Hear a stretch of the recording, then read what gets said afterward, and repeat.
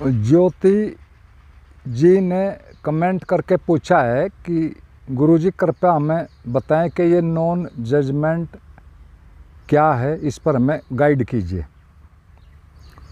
तो बहुत ही अच्छा कमेंट है उनका, ये खासकर उन लोगों के लिए जो आध्यात्मिक प्रवृत्ति के हैं, साधकों के लिए विशेषकर।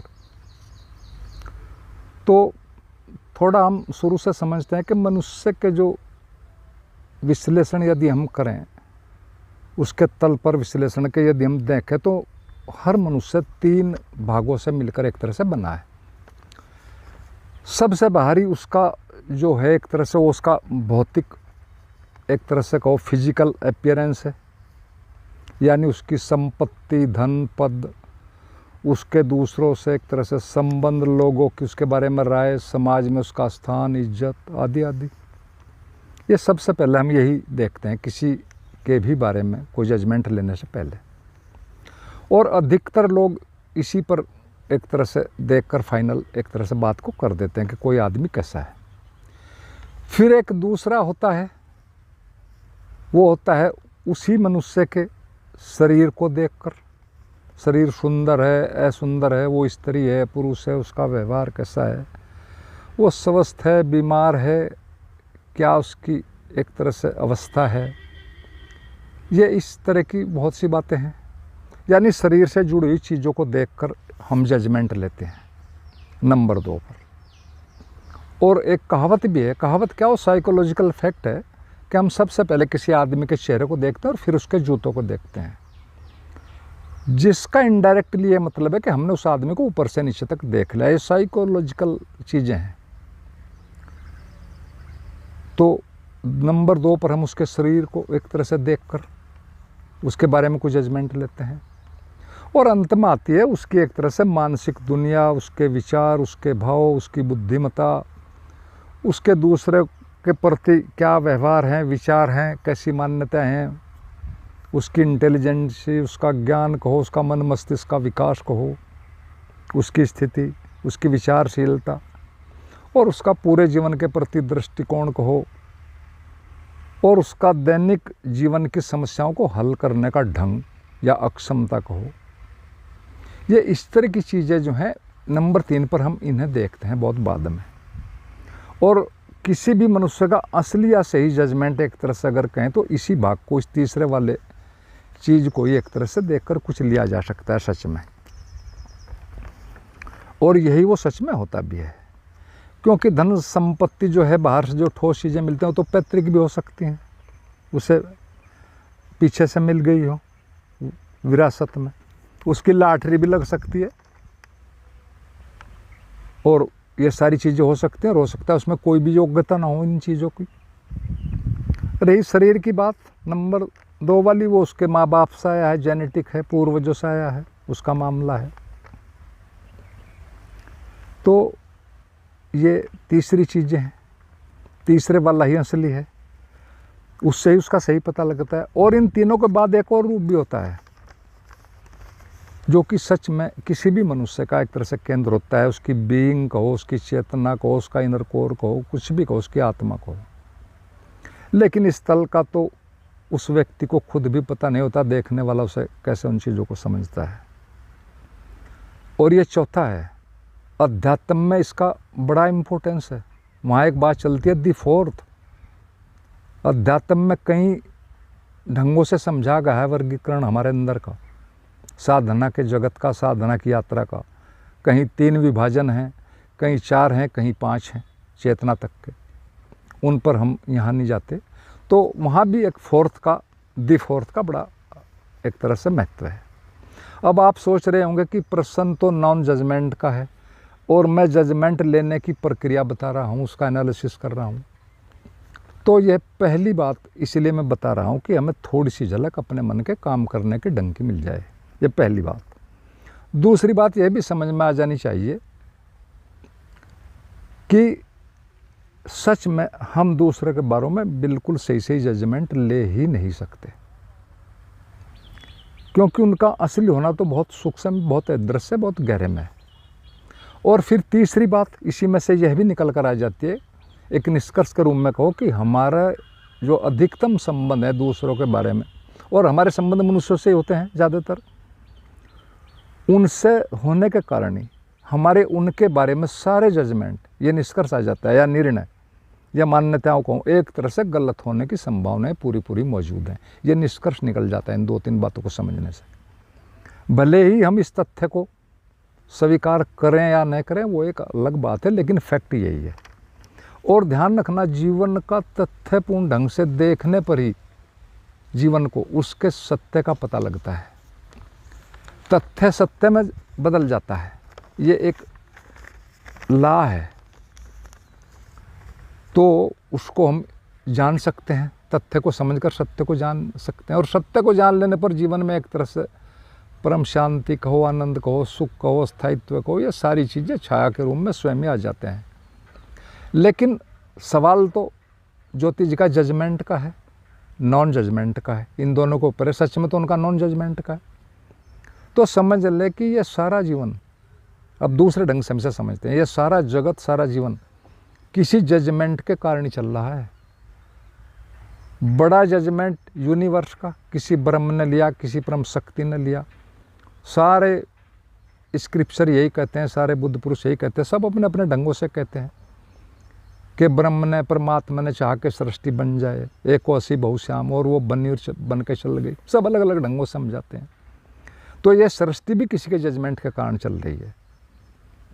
और रही हमारी बात, हम भी सृष्टि के एक अंश हैं, हम अपने जजमेंट के कारण चल रहे हैं। हम जो भी मानते हैं, जानते हैं, जो सीख लेते हैं, सवाल सही गलत का नहीं है, उसी के कारण, हमारे जजमेंटों के कारण ही हमारे जीवनों की यात्रा चली आ रही है, क्योंकि हम भी इसी के हिस्से हैं। बड़ी सीधी बात है।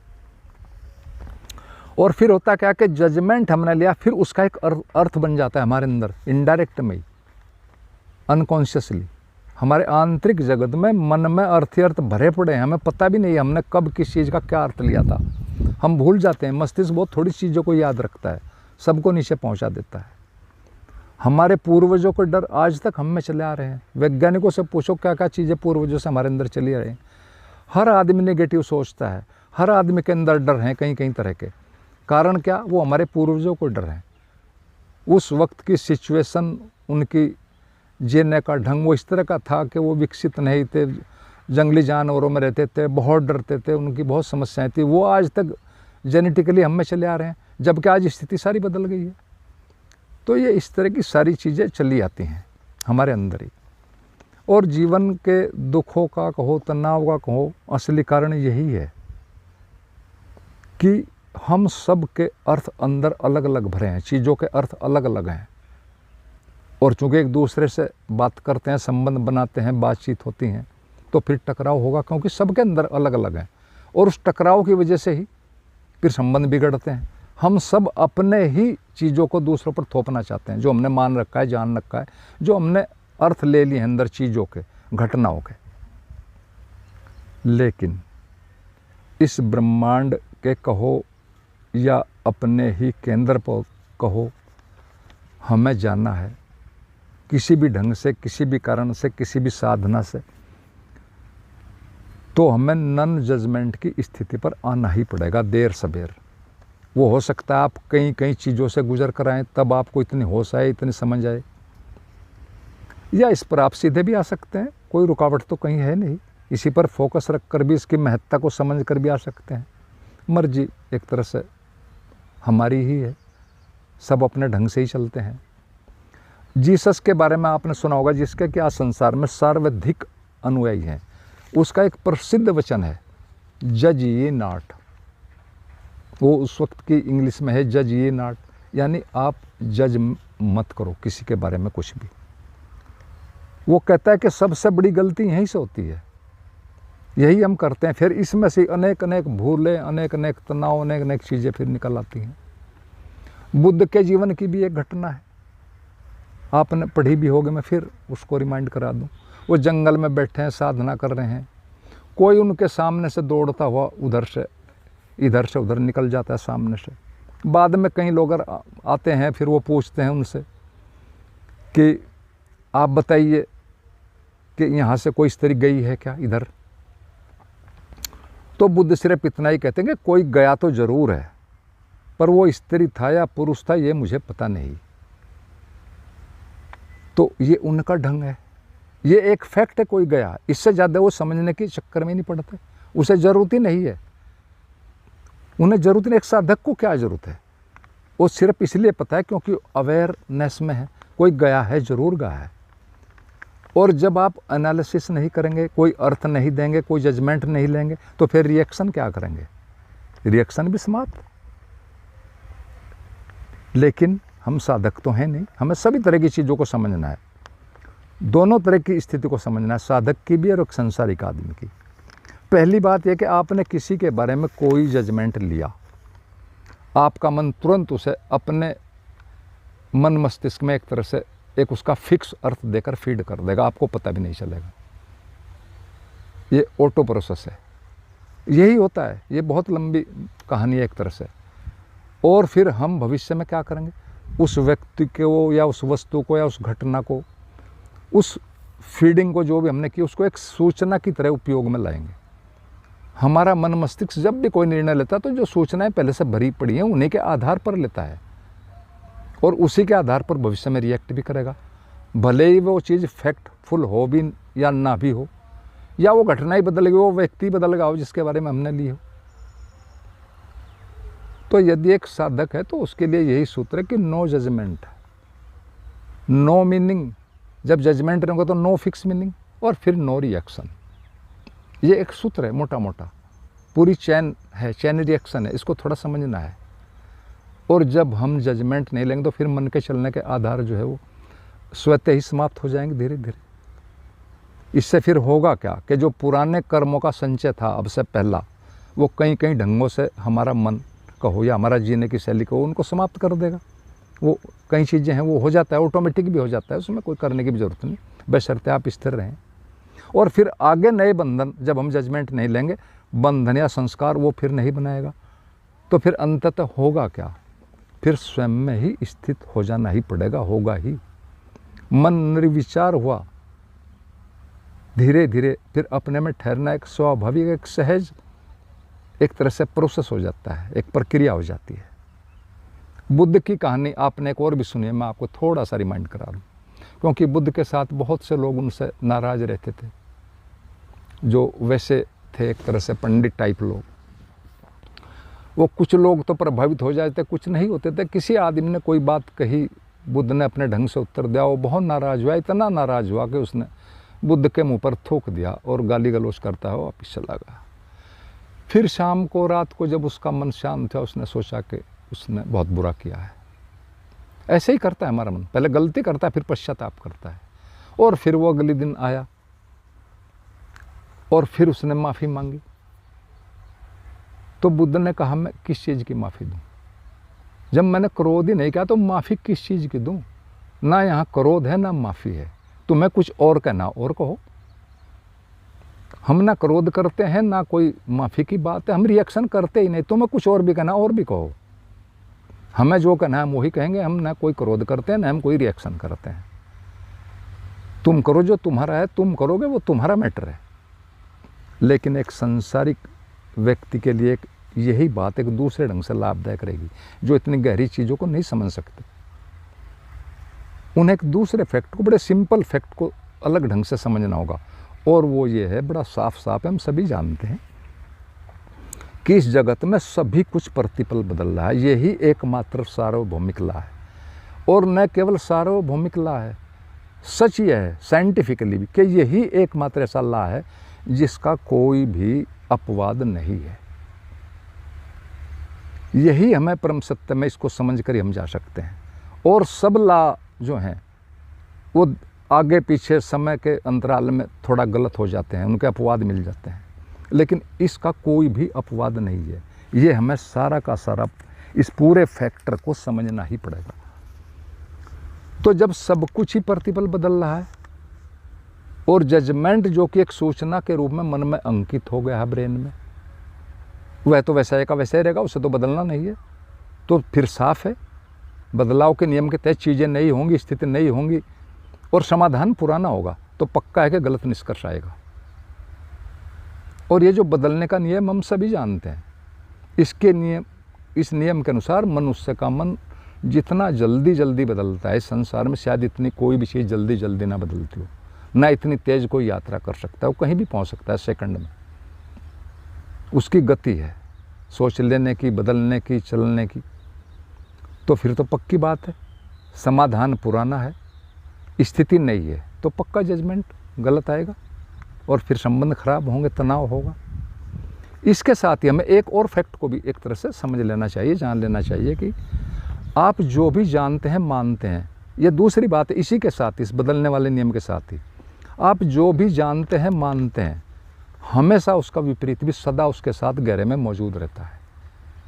वो दिखाई दे ना दे, सारा जगत द्वैत में चलता है, हमारा मन द्वैत में चलता है। इसके बिना जगत और मन चल ही नहीं सकता। हर चीज़ का विपरीत साथ है, दिन है, रात है, प्रकाश है, अंधेरा, पाप है, पुण्य, कुछ भी आप कहो। तो ये द्वैत है। और मन तो एक तरह से इसका तो ये आधार है, जीने का आधार है। ये तो हमेशा पॉजिटिव से नेगेटिव, नेगेटिव से पॉजिटिव, ये तो चलता ही रहता है। और एक साधकों को, बुद्धिमान व्यक्ति को जजमेंट से बचना ही चाहिए। और हम अच्छी तरह जानते हैं, देखते भी जीवन में कि एक अच्छे से अच्छे व्यक्ति में भी कोई ना कोई बुराई छिपी होती है, और ठीक उल्टे बुरे से बुरे व्यक्ति में भी कोई ना कोई अच्छाई होती है। हमारा मन है कभी भी एक अच्छा व्यक्ति बुरा बन सकता है, बुरा व्यक्ति अच्छा बन सकता है। इतिहास भरा पड़ा ऐसी घटनाओं से बुरे व्यक्ति एनलाइटेंड हो गए, बदल गए सेकंडों में, और अच्छे से अच्छे व्यक्ति बुरे हो गए। तो ये सारी चीज़ें देखने कि जीवन एक प्रवाह है, यहाँ कुछ भी स्थिर नहीं है। और परफेक्शन एक बीमारी है, परफेक्शन नहीं होता। सिर्फ यही होता है कि भाई कोई अच्छा ज़्यादा है, कोई कम है, कोई बुरा ज़्यादा है, कोई कम है, यही चीज़ें हैं। परफेक्शन के चक्कर में नहीं पड़ना चाहिए, बल्कि उसके बजाय अपने जागरण, अपनी अवेयरनेस, उन चीज़ों को समझना चाहिए जो कि असली चीज़ें हैं। और रहा यह कि न तो यहाँ हमारा मन टिकता है, न शरीर, हम सभी जानते हैं, न यहाँ कोई रिश्ता अस्थाई है, न कोई संबंध अस्थाई है। और इस बदलते हुए जगत में सिर्फ एक ही काम एक तरह से करने जैसा है, अगर सच में देखें, और वो है कि अपने अंदर के अस्थायित्व को जान लेना। और हमारे अंदर का जो अस्थाई केंद्र है, वही पूरे जगत का भी केंद्र होता है। सारे जगत के अंदर एक अस्थायित्व का केंद्र है, वही हमारे अंदर है, वही सबके अंदर है, वही पूरे यूनिवर्स का है। वो बहुत गहरे में है, उसके बारे में न हम कुछ सोचते हैं, न जानते हैं, न करते हैं, और बेकार की चीज़ों में सारा जीवन खराब कर देते हैं। और नॉन जजमेंट वाली जो बात है, तो गजब की साधना पद्धति हो सकती है यदि कोई इस पर श्रम करे, इस पर समय लगाए। और फिर इसी में से एक और गजब की चीज़ निकल आती है, नॉन अटैचमेंट। नॉन जजमेंट, फिर नॉन अटैचमेंट। जब आप जजमेंट किसी के बारे में पूरा नहीं ले रहे, फिक्स नहीं कर रहे, तो उससे अटैचमेंट क्या बन जाएगा? ये और भी गजब की चीज़ साथ ही आ जाती है। और नॉन अटैचमेंट पर ही ज़्यादातर बातें होती हैं, नॉन जजमेंट पर तो बहुत कम बातें होती हैं। हालांकि नॉन जजमेंट का ही एक तरह से ये प्रतिफल है। और तथ्य है कि इस जगत में सिर्फ एक साधकों के लिए बात है, ये एक इजनेस है, एक हैपन है, और वही यूनिवर्सल है, वही शाश्वत है, वही इटर्नल है। बाकी सभी एक तरह से एक बदलता हुआ प्रवाह है। और किसी स्थिर चीज़ पर ही, किसी स्थिर एक्सल पर ही कोई मूवमेंट हो सकता है। एक स्थिर बिंदु है, उसी पर सारा जगत चल रहा है। हमारे अंदर भी एक स्थिर बिंदु है, उसी पर हमारा सारा जीवन चल रहा है। और सिर्फ यही बात समझने जैसी है, यही करने जैसी है।